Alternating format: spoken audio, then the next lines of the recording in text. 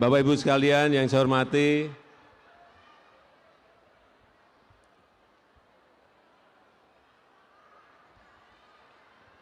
sekali lagi saya sangat senang berada di tengah Bapak Ibu sekalian dan sekali lagi kita jaga bersama-sama pemilu tahun 2024 agar berjalan dengan baik, insyaallah berjalan dengan lancar dan kita mendapatkan pemimpin rakyat yang sesuai dengan keinginan rakyat, karena memang sekali lagi ke depan dibutuhkan pemimpin yang memiliki keberanian. Dibutuhkan pemimpin yang bernyali, memiliki nyali yang tinggi. Dibutuhkan pemimpin yang berani mengambil risiko, karena yang dihadapi ke depan akan semakin kompleks, semakin sulit, dan semakin tidak mudah. Bayangkan kalau kita memiliki pemimpin, kita ingin mengolah misalnya nikel kita sendiri di sini, kemudian digugat oleh Uni Eropa, kemudian takut dan mundur. Gimana? Sehingga kita ekspornya mentahan terus. Tidak barang jadi yang memiliki nilai tambah yang besar. Padahal yang kita miliki bukan hanya nikel saja. Kita punya nikel, punya tembaga, punya boksit, punya timah, dan lain-lainnya masih banyak yang lain. Yang sudah lebih dari 400 tahun sejak VOC, itu kita ekspor selalu mentahan sehingga nilai tambahnya enggak ada. Nilai ekonominya rendah. Kita baru menstop nikel tahun 2020 saja. Kita digugat oleh Uni Eropa, dibawa ke WTO digugat.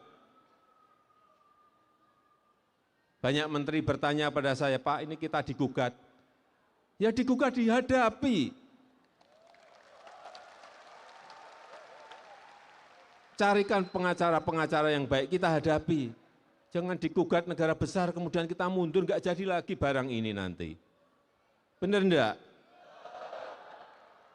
Terus banyak yang bertanya, ini yang mengolah nikel ini kan perusahaan besar. Iya kan? Terus rakyat dapat dari mana? Perlu saya jelaskan. Saat kita ekspor bahan mentah, itu per tahun nilainya hanya kira-kira 17 triliun. Setelah diolah menjadi barang jadi, besi baja dan lain-lainnya, stainless steel, nilainya menjadi 510 triliun.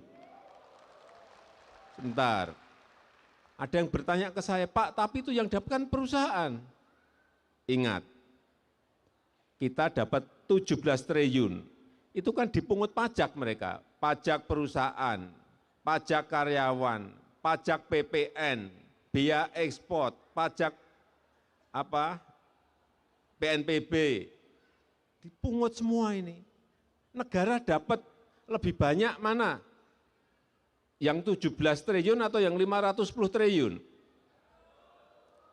Yang 510 triliun kita dapatnya jauh lebih banyak. Masuk ke APBN dari tadi, pajak pertambahan nilai PPN, pajak perusahaan, pajak karyawan, PNBP, penerimaan pajak, penerimaan negara bukan pajak, biaya ekspor.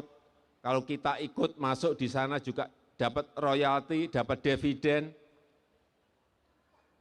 terus dikumpulin masuk APBN, itu yang dipakai untuk bantuan sosial, bantuan pangan beras, dana desa, dari situ.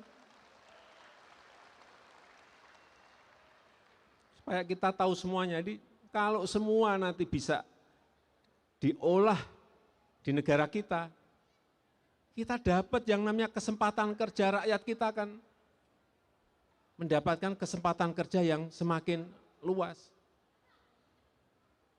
Karena saya berikan contoh, satu smelter, pabrik industri smelter, bisa yang bekerja di situ 70.000, itu kalau satu.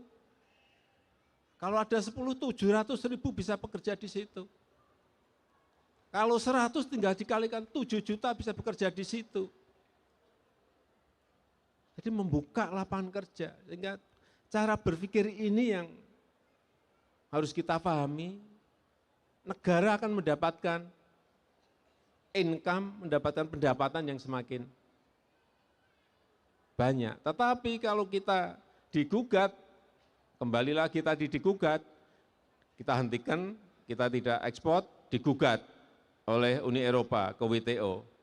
Kemudian kita takut mundur ekspor mentahan lagi ya, sampai kapanpun sudah 400 tahun sejak VOC, ya kita akan mengekspor bahan mentah. Dan kita digugat, tahun lalu gugatan sudah diumumkan, kita kalah. Kita kalah. Digugat, kita kalah. Menteri-menteri tanya kepada saya, Pak, kita kalah. Ya enggak apa-apa, kita hadapi, banding.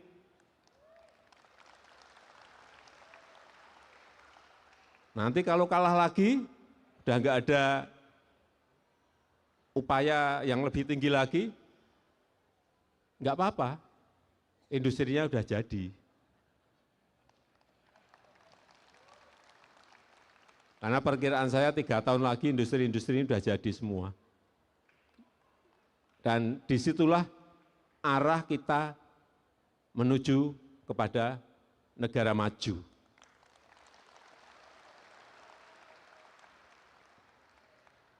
Tapi sekali lagi, dalam 3 kepemimpinan yang akan datang, 2024, 2029, 2034, itu sangat menentukan sekali negara kita ini bisa melompat menjadi negara maju atau negara tidak maju.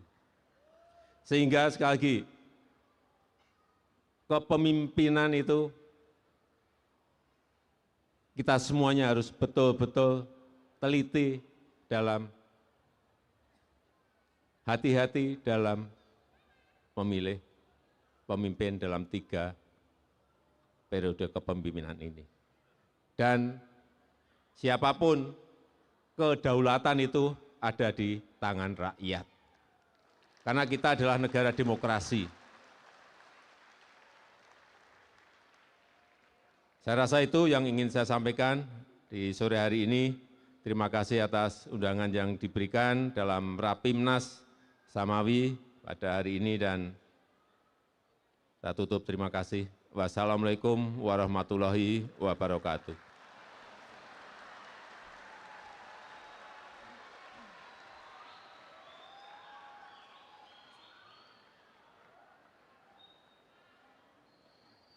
Samawi, Samawi. Sebagai ungkapan rasa syukur kita kepada Allah Subhanahu wa Ta'ala, marilah kita panjatkan doa yang akan dipimpin oleh Ketua Majelis Pimpinan Wilayah Samawi Jadetabek,